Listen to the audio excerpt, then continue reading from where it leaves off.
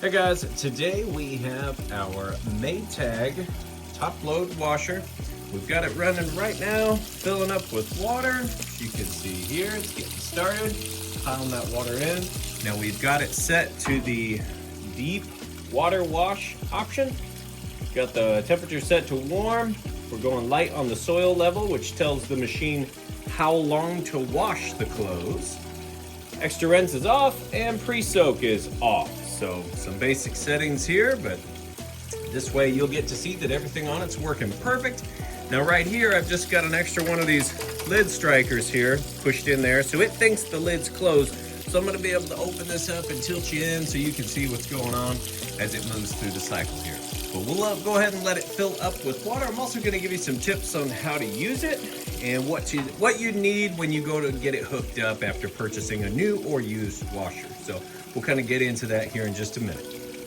Now for the hookup of your washer, you might consider a set of steel braided hoses like this pack here. I've got a link to both of these in the description. If you have trouble finding it, you can just click that. Also supports the channel, so we really appreciate that. But you can see here you've got blue for cold water, red, so it's easy to keep them apart. Now the steel braided is important because the cheap rubber ones have a tendency to swell and burst, and you definitely don't want that happening, especially if you're not home. And then a surge protector, there's many different styles, and I got a couple linked in the description. I kind of like this one because I'm always plugging other things in, but you can also get dedicated ones. You just want to make sure that it's 900 joules or higher, and that's going to protect your washing machine and the electronics on it. This one also has I believe that's a 4-foot cable on it too. So something like that to protect the electronics on it, super important. And this pretty much covers the washer. Now it's still sensing the load. It hasn't locked our lid yet. So now with a little bit of water in there, that's when I like to go ahead and add in my HE soap.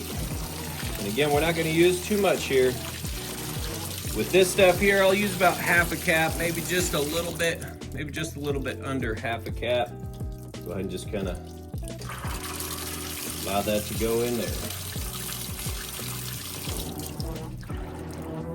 Okay, now it looks like it has decided that that's enough water. Switched over. Here's what our water level looks like, just about full submersion. You can see the HE soap doing a good job getting sudsy in there. And it's gonna agitate for a while. Now, as I mentioned, we set it on here on light soil.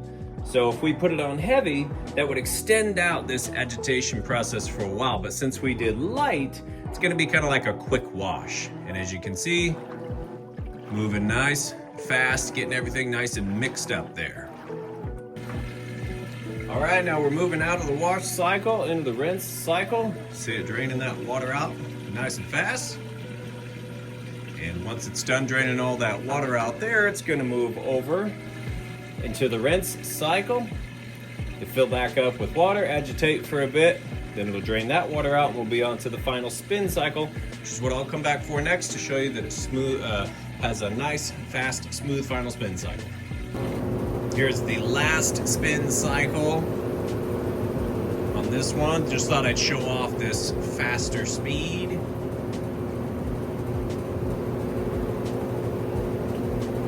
Once it finishes this up, it'll be done. We'll move over to the dryer. All right, now when talking about hooking up the dryer, a couple of things you're gonna need. You're gonna need to find out what type of power cord you're gonna need.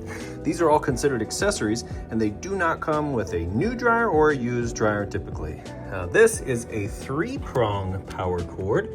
It's like that there, has 3 hookups for the back, and it's 30 amp. You wanna make sure you don't get a 50 amp that has a straight one here. That's for a stove. You want to make sure you get the right one for a dryer. And I've got these linked in the listing description also for you there.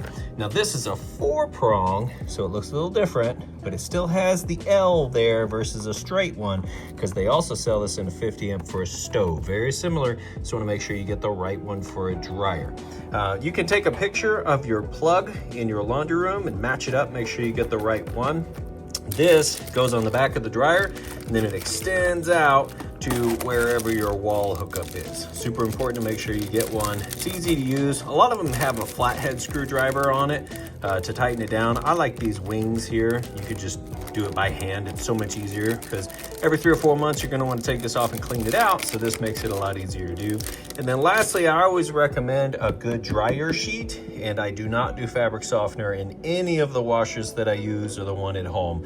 Fabric softener is like putting glue in your machine. Eventually it gums everything up. Use 2 or 3 of these and you get the same softness effect on your clothes, but it doesn't mess anything up. So that's kind of the essentials there for your dryer. Okay, we've got the washer cleaned out. You see a nice large capacity on that one there. We come over here to the electric dryer we paired it up with today. We're running a high heat cycle. Get your time dry here. You got an air fluff setting, which is no heat, and then you have a low heat setting. Here's where the lint trap is. You want to make sure that gets clean and clear before each and every load, so you got good airflow. Then I'm going to show you that it is in fact heating like it's supposed to. Right in between those 2 red dots, it's taking a temperature measurement there, 74 degrees on top of the dryer. We'll open this up, see everything tumbling, and I'm gonna shoot it right inside the heating element tube there. So it's super hot coming out of that tube. It's gonna heat the inside of your dryer up. Hot air mixes with the clothes, exits right there where the lint trap would catch any additional lint, and then it goes down and out the back of your dryer. So that's kind of how that works. Go ahead and close that back up, push to start. And we'll let those finish up and go ahead and get these listed up for sale. If you have any questions at all, feel free to reach out. I do appreciate you taking the time to watch my video. Thanks, you guys. Have a great day.